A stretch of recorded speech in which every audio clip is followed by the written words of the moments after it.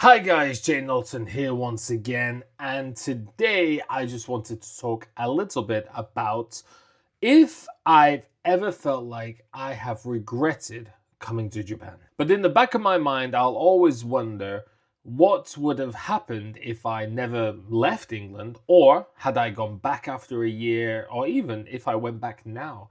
What would I do? What would I be doing? What would I have done? So I have a university degree in biochemistry, which, to be honest, after 12 years of doing nothing chemistry related, probably means nothing. It's just a piece of paper. However, I never was great at chemistry, biochemistry, any of it, the biotech, the organic chemistry stuff. I was never great at it, so I don't think my career would have ever have been chemistry related. And to be honest with you, I didn't really do any like major like part-time work in the UK. I handed out some leaflets sometimes. I worked at a summer camp for 2 summers, and then went to those camps during like autumn holidays, Christmas holidays. I went there a few times. I didn't have a whole lot of work experience, so I often feel like I'm not quite sure what I would have done. Like, would I have been successful as I am now if you consider me to be successful? Sometimes I do look at the situation in the UK and think, well, to be honest, I probably would have become a teacher because I like teaching. My work experience when I was in school was working in a school teaching, well, helping a teacher. I worked in summer camps. I was teaching international students English whilst in university. So I've done a lot of teaching work. And going into the teaching industry would have been quite an easy choice. So I feel no matter what would have happened, I would have ended up in education anyways. There is one like aspect of life that I do feel a little bit jealous about now. And it's going to sound ridiculous to some people, but now I look at the British YouTube scene, which is very much like, I don't know, I feel like there's a lot of really cool stuff going on, like people doing food reviews, people doing skits, challenges, TikToks, making groups, making podcasts. I feel like there's a lot of really creative stuff going on. And as a person who likes to speak, and before my daughter was born, when I used to do YouTube much more, I was on a very good pace to grow. I was getting about 100,000 views a month. I was gaining a few hundred subscribers a month. Not huge numbers, but we're talking like a decade ago when YouTube was a bit smaller, especially here in Japan.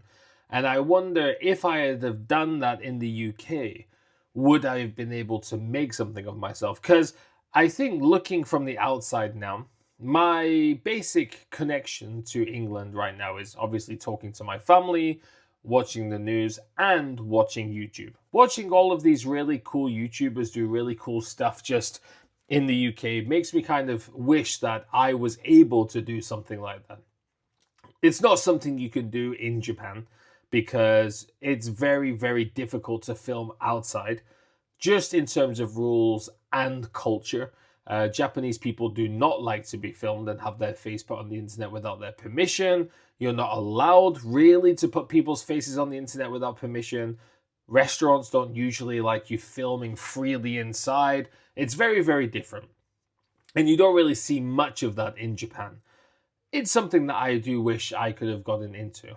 However, there's also the side of I have my daughter now.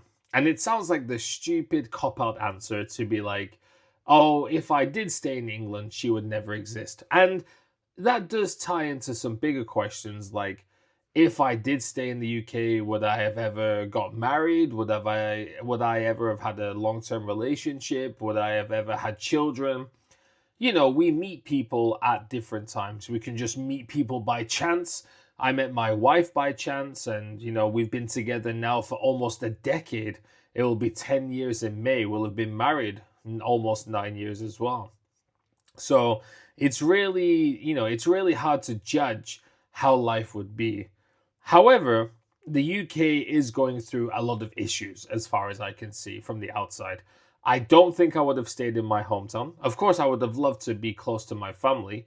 However, I strive to be successful, and I don't really feel like it's achievable greatly in my hometown of Bolton. I probably would have moved into Manchester or something like that.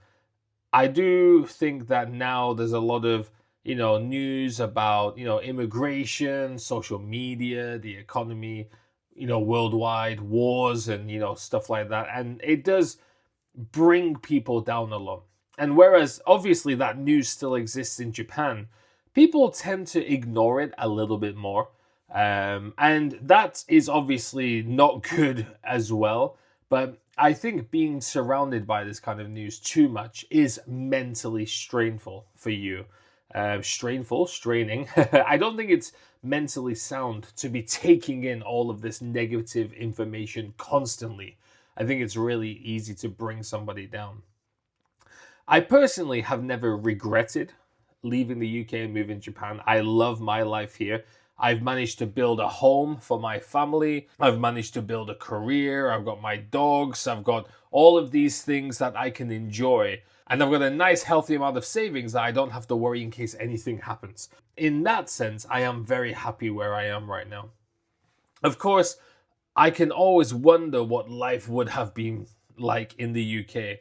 But who's to say that I would have stayed in the UK and then just decided, well, I'm going to go to Spain instead, or I'm going to go to America instead. I could have just ended up leaving the UK anyway, so who knows what would have happened. But yeah, guys, what do you think? If you live abroad, do you ever regret moving abroad, or do you regret staying where you are? Thanks all for watching, guys, and I'll see you all next time.